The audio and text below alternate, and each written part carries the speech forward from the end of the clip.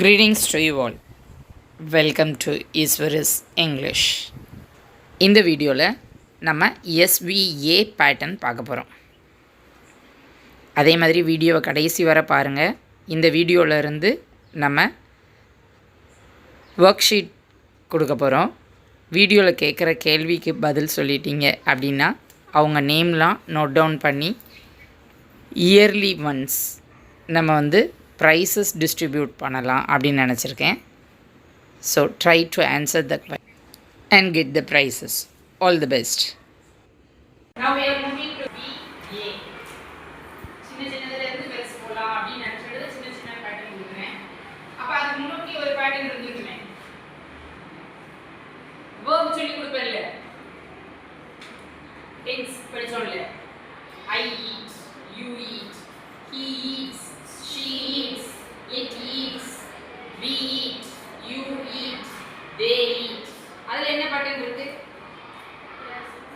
SB மட்டும். I eat, she eats.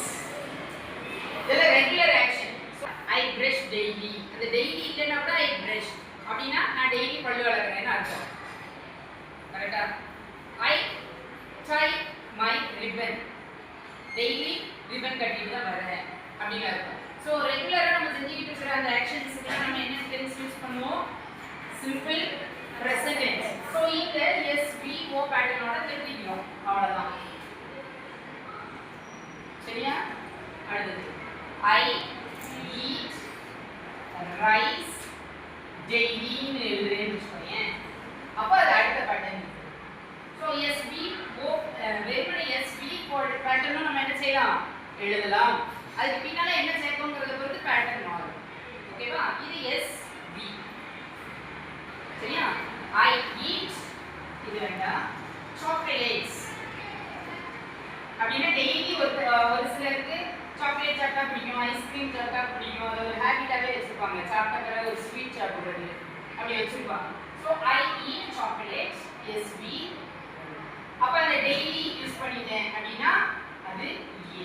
இப்போ நம்ம அந்த பேட்டர்ன் போகாம எதுக்கு போறோம்?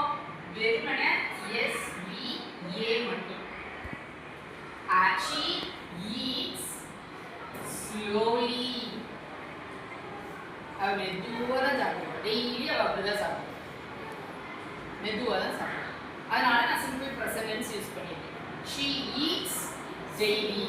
She subject, eats verb, slowly adjunct. Slowly adjunct. SVO pattern. இதை பிரிச்சு காமிச்சிட்டு சின்ன ஹைஃபன் போட்டு இப்படி எழுதிவோம். இப்போ மிஸ் SVA பேட்டர்ன் சொல்லி எக்ஸாம்பிள் எழுதுறதுனால நான் அப்படி எழுதல. நீங்க டெஸ்ட்ல எழுதும் போது இப்படி பிரிச்சுட்டு சின்ன ஹைஃபன் போட்டு இந்த பேட்டர்ன்ல எழுதுன்னு எழுதுவீங்க. ஓகேவா? Some other sentence. This chair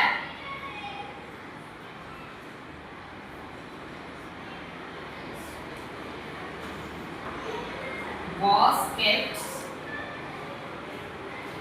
yesterday. இந்த சேர் அந்த இடத்துல நேற்று வைக்கப்பட்டது. சரியா? So this chair subject was kept verb yesterday adjunct. Yesterday adjunct. சரியா?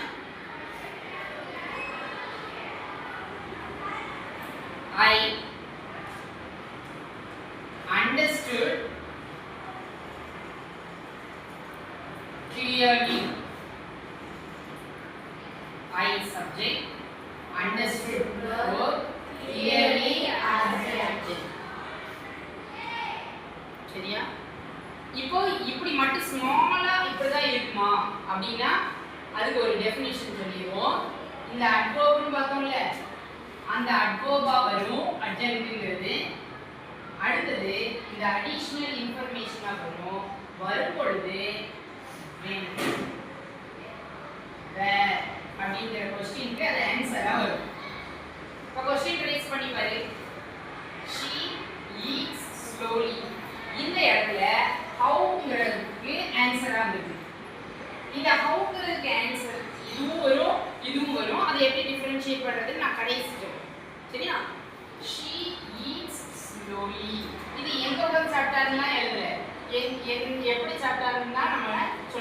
ஸ்லோவா சட்டா அப்படின்னு தான் சொல்லியிருக்கோம். ஸோ இந்த ஸ்லோலிக்கு மேலே ரேஸ் பண்ணும் பொழுது ஹவுங்கிற கொஸ்டின்றது ஆன்சர் ஆகுது. ஹவு டஸ் ஷீ ஈட் அப்படிதான் கொஸ்டின் கேட்க முடியும். She eats. அப்போ இந்த ஹவுக்கு ஸ்லோவா சட்டா ஸ்லோலி அப்படிங்கிறது ஆன்சர் ஆகுது. புரியுதா எல்லாருக்கும்? அடுத்தது this chair was kept yesterday. yesterday வந்திருக்கு. அப்ப क्वेश्चन எப்படி ரைஸ் பண்ணுவோம்? when was this chair kept? எப்போ இந்த chair நம்ம வைக்கப்பட்டது? when நம்ம என்ன பதில் சொல்லிருக்கோம்? yesterday. சோ அப்ப அர்ஜென்ட்னா எதுக்கு ஆன்சர் தந்திருக்கு? whenங்கற क्वेश्चनக்கும் ஆன்சர் தந்திருக்கு. சரியா? அடுத்து இதுவும் ஹவு தான். எப்படி புரிஞ்சுக்கிட்ட? தெளிவா புரிஞ்சுக்கிட்ட. சென்டென்ஸில் ஒரு சின்ன கரெக்ஷன், அதாவது எரர். யூஸ்வலாக மெயின் வேர்ப் இருந்ததுன்னா கிளியர்லியை முன்னால் தான் போட்டு எழுதுவோம். ஐ கிளியர்லி அண்டர்ஸ்டுட் அப்படிங்கிறது தான் ஸ்பாட் த எரர் அப்படிங்கிற இதில் கொஸ்டின். ஸோ இது எஸ்பிஏக்கு ஏற்ற மாதிரி எழுதிட்டேன். Actually we have to write I clearly understood. சரியா? இப்போ நம்ம அதுக்கு வேர் ஆன்சர் எழுதுவோம். இங்க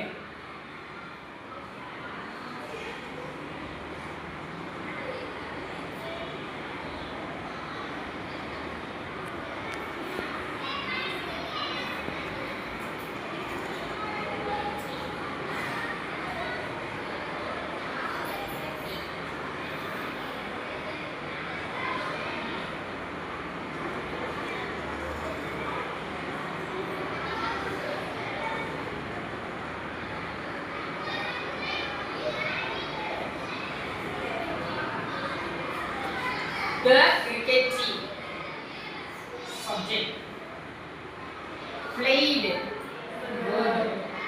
எப்படி விளையாண்டாங்க? எனர்ஜெட்டிக்கா விளையாண்டாங்க. ஹவுக்கு ஆன்சர் பண்ணிருக்கு. ஏ. அடுத்து ஒன்று இருக்கு. எங்க? வேர்ல்ட் கப்ல. எதுல விளையாண்டாங்க? வேர்ல்ட் கப்ல. எங்க நடந்துச்சு வேர்ல்ட் கப் அப்படின்னு எழுதணும், அந்த பிளேஸ் எழுதணும் அப்படின்னா அதுவும் அர்ஜென்ட் தான். ஸோ ஒரு அர்ஜென்ட் தான் வரணும் அப்படின்னு எந்த கட்டாயமும் கிடையாது சென்டென்ஸ்ல. ஆனா நம்ம இப்ப சூஸ் பண்ணது என்னதான் சூஸ் பண்ணோம்? எஸ்பிஏ தான் சூஸ் பண்ணோம். அதனால அடுத்தது நம்ம விட்டுறலாம். அடிஷனல் இன்ஃபர்மேஷன் சேர்த்துக்கிட்டே போகணும்னு அவசியம் கிடையாது. புரியுதா எல்லாருக்கும்? எல்லாருக்கும் ஐ practiced in the ground. If I subject, practiced verb in the ground A. எங்க practice பண்ண? ground. So where cancel பண்ணிட்டு. புரியுதா? அப்ப how, when, where மூணு இன்ஃபர்மேஷன் ஒரே சென்டென்ஸ்ல இருக்கலாமா? இருக்கலாம். பாட்டு எப்படி வரும்? S V A A A. புரியுதா? இப்போ நம்ம எழுதி இருக்கிறது எக்ஸாம்பிளுக்கு இப்படி வரலாம் தான் எழுதிருக்கோம். மொத்த இந்த சென்டென்ஸ் இது இது இதெல்லாம் வெறுமனே என்ன பேட்டர்ன்? எஸ் இ ஏ பேட்டர்ன். அடிஷனல் இன்ஃபர்மேஷன் ஒன்று தான் வரணுமா? இல்ல, மூணு வரலாம். ஓகேவா? ஸோ அது என்னதுன்னு புரிஞ்சுட்டு நம்ம பிரிச்சு எழுதணும். இப்போ நீங்க எழுத போறது அப்பறே மாதிரி வெறுமனே எஸ் வி ஏ பேட்டர்ன் மட்டும் எழுதுங்க. Finish. I play a podcast. How can you?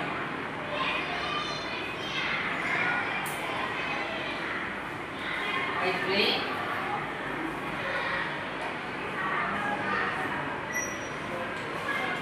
in the park.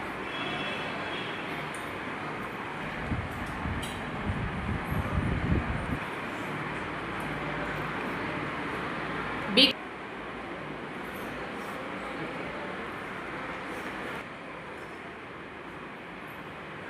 அதே மாதிரி அட்வர்ப் வந்து ஒய்ங்கிற கொஸ்டினுக்கும் ஆன்சராக இருக்கும்.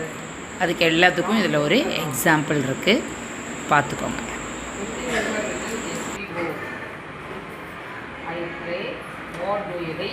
முடியும் வாட்டுன்னு ஆன்சர் பண்ணால் என்னது இது?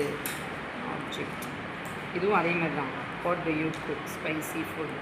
அப்போ அதுவும் என்னது தான், ஆப்ஜெக்ட் தான். Adjective wrong.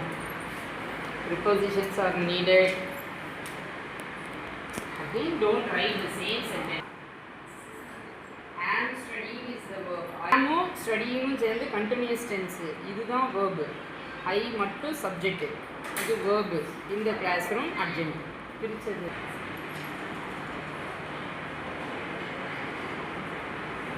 Air cooler. This is subject.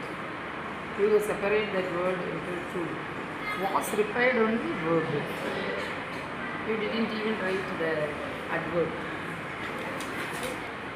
Study எப்படிமா வரும், ஒன்று கண்டினியூஸ் டென்ஸ் வரும், இல்லைனா பாசிவ் வேர்ப் வரும். வாஸ் போட்டு ஸ்டடி பக்கத்தில் வராது, வாஸ் ஸ்டடியிங் வரும். ஐ ஸ்டடி டுடே, முடிஞ்சு போன டைமாக இருந்தால் ஐ ஸ்டடீடு, அப்படி தான் வருமே தவிர இது வராது. வேர்ப் வந்து கரெக்டாக.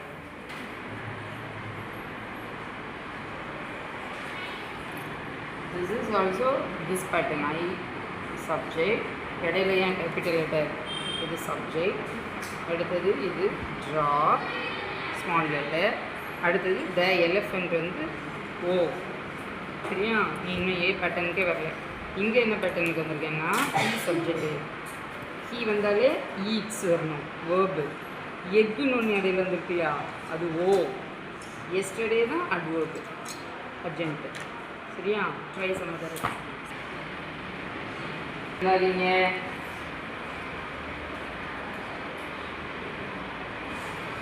ஷீ ரைட்ஸ், வேர்போட எஸ்டேரும்ல, ஷீக்கு ஹீ ஷீட்டுக்கு வேர்போட எஸ்டேரும்.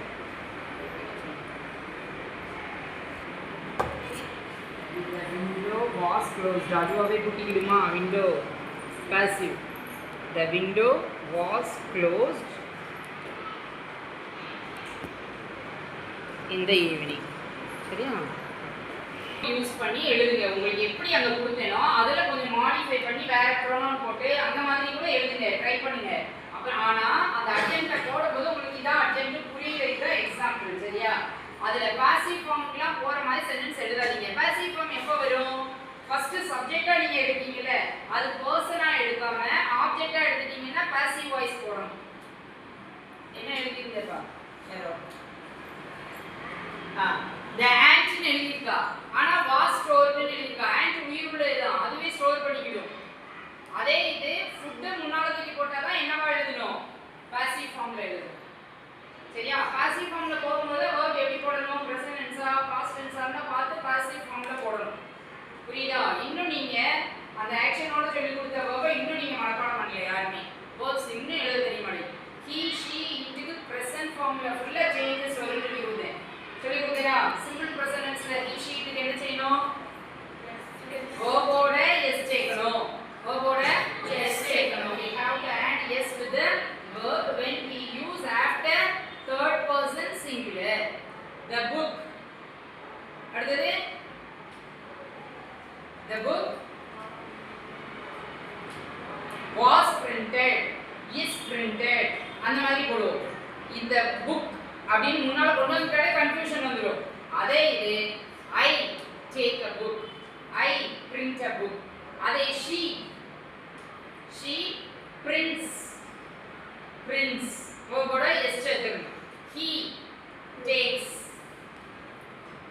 புரியுதா? அடுத்தது இட்ங்கிற இடத்துல உயிருள்ள பொருட்கள்ல நம்ம கொஞ்சம் பொருளை மரியாதை கொடுத்து சொல்ல மாட்டோம். இப்ப கேட்னா அதுக்கு என்ன யூஸ் பண்ணுவோம், it. the sky, it. the notebook, it. சரியா, இப்ப நோட்புக்கு செய்ய முடியாது எதுவுமே. இப்ப ஸ்கைல ஸ்டார்ஸ் வந்து twinkle ஆகும். the star twinkles, star it. சரியா, அதே இது stars twinkle ப்ளூரல் ஆயிருக்கு. அதனால அங்க வேர்போட எஸ் சேர்க்க கூடாது. அது இட்டுக்கு கீழ வராது. ஸ்டார்ஸ் எதுக்கு கீழ வரும், என்ன ப்ரோனவுனுக்கு கீழ வரும், தேர்ட் பர்சன் ப்ளூரல் என்னது, they. Third person plural they.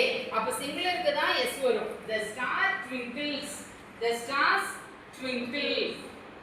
அங்க எஸ் வரப்படாது. தேர்ட் பர்சன் சிங்குலருக்கு மட்டும் தான் வேர்போட எஸ் வரும். புரியுதா எல்லாருக்கும்? இன்னும் SVO A பேட்டர்ன் இன்னும் கேரி ஆகல. ஏங்கிறது adverb, அது போக additional information. சரியா?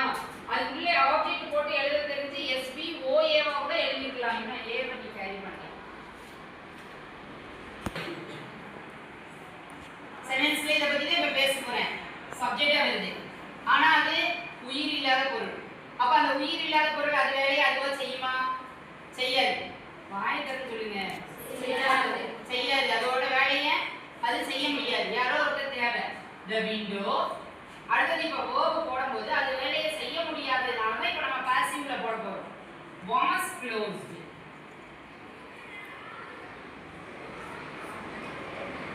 சரியா? அத இது இந்த நான் சப்ஜெக்ட் I போட்டுறேன் வை. அல்லனா she போட்டுறேன் வை. she closed தான் வந்திருக்கும். இப்போ புரியுதா எது ஆக்டிவ் verb எது பாசிவ் verbனு புரியுதா? இங்க விண்டோன்னு வந்துட்டுனா பாசிவ் verb வந்துரும். அதே இது இங்க she னே ஒரு பர்சன் வந்துட்டாங்கன்னா அவங்க வேலையை செஞ்சுக்குவாங்க. அதனால closed. சரியா? tightly. tight. The window was closed tight. tightly. என்னது? adjunct. சரியா? புரியுதா இப்போ? verbs வந்து ly ல கேரி ஆகும். maximum, exactly, previously, clearly.